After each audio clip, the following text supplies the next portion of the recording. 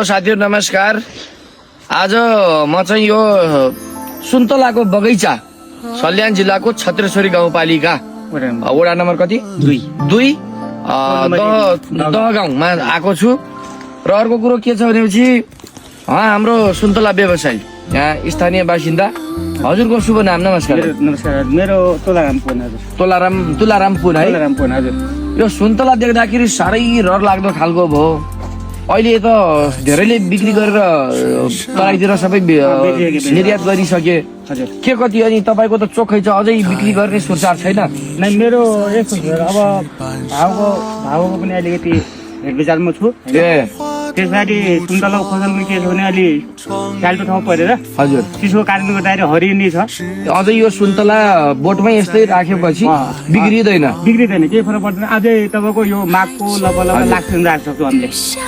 कति मान्छे बियरमै cold store जस्तो भन्नु न, कोल्ड स्टोरै जस्तो भयो। यो घामले पनि असर गरेको छैन हजुर, होइन? नत्र पनि घाम एकदम तिखो घाम लाग्ने ठाउँमा चाहिँ गइहाल्छ सुन्तला। यहाँ चाहिँ एकदमै रसिलो पोटिलो रहेछ। हेर्नुहोस् है, यो एरियामा चाहिँ यो दह गाउँमा चाहिँ तपाईँको यो बगैँचा चाहिँ अलिकति आकर्षक सुन्दर रहेछ सुन्तलाको। हजुर, कतिसम्म बिक्री गर्ने भन्नुभएको छ र भाउ मिलेको छैन? अब तपाईँको आजको भाउ दर चाहिँ मलाई 120 जति दिने सम्म थियो। किलोको यही सल्यानबाट हजुर, यहीँबाटै बगैँचाबाट उठाउने गोल्डेन चाहिँ 120। हजुर, अब हेरौँ 15-20लाई फाल्ने भन्ने योजना गराएको छु। हजुर हजुर, त्यसमा चाहिँ भाउ दर अब कस्तो वृद्धि हुने हो हजुर त्यही अनुसारले गरौँला भन्ने। नै यो मैले त्यो त बुझेँ। तपाईँको यो भाउ दर किलोको हिसाबले लाग्छन् कि कुत्ता जो ठ्याक्कैमा लाग्ने हो? किलो टिप्छन् क्यारेटमा हाल्छन्। 22 केजीको नेट हुन्छ। हजुर, 2 किलो उसको जान्छ, क्यारेट जान्छ। 20 केजी हाम्रो नेट पर्छ। ठिक जति आफ्नो बिक्री हुन्छ जति क्यारेट हुन्छ त्यसलाई के गर्नु लास्टमा एकाउन्ट गर्छौँ हामीले। ग्राहकहरू त लागिरहेछ नि? ग्राहक त ठेकेदार पट्टि नै आइरहेको भनेपछि अलि केही समयपछि सुन्तला सकिन लागेपछि त्यतिखेर तपाईँले एउटा आकर्षक मूल्यमा है आफूलाई केही फाइदा होस् भन्ने हिसाबले बिक्री गर्ने योजना गर्नुहुन्छ।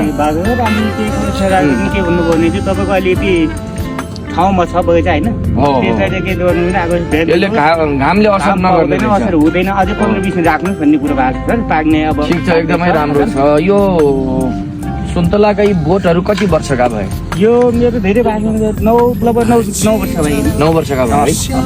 अनि यसलाई उब्जाउन सुन्तला फलाउन के कतिको मेहनत गर्नु पर्छ एकचोटि भनिदिनु? यसलाई मेहनत हामीले खासै पहिला बिरुवा हाल्दाखेरि ध्यान दिने कुरा होइन। हजुर, अब राम्रोसित खाडल खन्नु पर्यो। हजुर, मलहरू टक्क राखेर यसलाई चाहिरो हजुर राख्ने। अब तपाईँको प्रत्येक वर्ष अहिले त अब 9-10 वर्ष भयो। हजुर, यसलाई पोहोर साल हामीले 1 टका मात्रै दिएको थियो। अब यसलाई के गर्नु पर्यो भने 2 टका दरले अनि यसलाई मात्रा पुग्ने गरी अलिअलि खाद पनि राख्नु पर्यो। धेरै त नै कि मलको मात्रा र उसको मिसावट मलले जितोस् कि यसलाई। अनि यो यहाँको स्थानीय सरकारले हजुर यो सुन्तला व्यवसायलाई हजुर कृषकहरूलाई है सुन्तला खेती गर्ने कृषकहरूलाई केही राहतमा अनुदानहरू जस्तै बिउ नै कि मलहरू पोटासहरू यसले चाहिने चिजहरू दिन्छ? हामीलाई सरकारले सहुलियतमा दिएको छ? सहुलियत अलिकति सहकारी छ हाम्रो सानो किसान सहकारी। हामीहरू चाहिँ कन्भर्ट छौँ त्यसमा। हजुर, त्यसले चाहिँ अलिकति सस्तो दरले हामीलाई खाद घरमै ल्याएर छोडिदिन्छन्। कति किलो जति होला भन्ने अनुमान गर्नु भएको छ? अहिले मैले लगभग पोहोरको तुलनामा 32 कुइन्टल ल्याएको छ मेरो। यो कति लाखको बेच्नु भयो? पोहोर 2 लाख लगभग 2.5 लाख लगभग 5-6 लाखसम्म बेच्यौँ। हजुर, अहिले अब लगभग मानव भावले गर्दाखेरि त्योभन्दा बढी नै होला। कति अपेक्षा गर्नु भएको छ त्यसको? लगभग डबल। हजुर, डबल हुनाले त्यसको ठ्याक्कै 0.5% अरू वृद्धि भएर पोहोर सालभन्दा। नै सुन्तला तपाईँ हामी अब होइन अब दाङबाट सर घुम्न आएको पोहोर पनि आएको थिएँ, पोहोर पनि आएको थिएँ। पोहोर सालमा कोटमौला गएको थिएँ। त्यहाँ पनि सुन्तलाको खानी नै हो त्यहाँ कोटमौला।